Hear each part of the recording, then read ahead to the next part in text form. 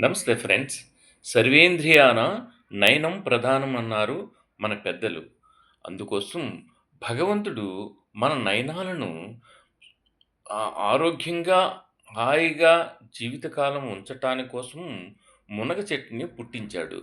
మునగాకులు, మునగ కాడలు ఎంతో మేలు చేస్తాయి కంటి చూపుకి. కాబట్టి మీరందరూ మునగాకులను, మునగ కాడలను విరివిగా వాడి మీ కంటిని రక్షించుకోండి. ఇది భగవత్ ప్రసాదం. బాగా గుర్తుపెట్టుకోండి. అలాగే శరీరంలో మరొక అవయవం కిడ్నీలు అంటే మూత్రపిండాలు.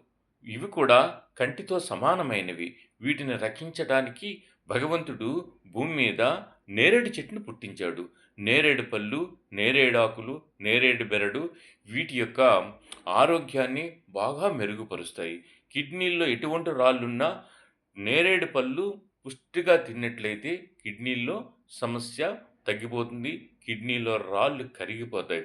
భగవంతుడు కిడ్నీలను ఆరోగ్యంగా ఉంచడం కోసము, మన కోసము నేరేడు చెట్టుని పుట్టించాడు. కాబట్టి నేరేడు పండ్లను, ఆకులను, బెరడును విరివిగా వాడుకొని మీ యొక్క మూత్రపిండాలను పరిశుద్ధంగా జీవితకాలం ఉంచుకుంటారని నేను ఈ వీడియో ద్వారా మీ అందరికీ కూడా ప్రార్థిస్తున్నాను.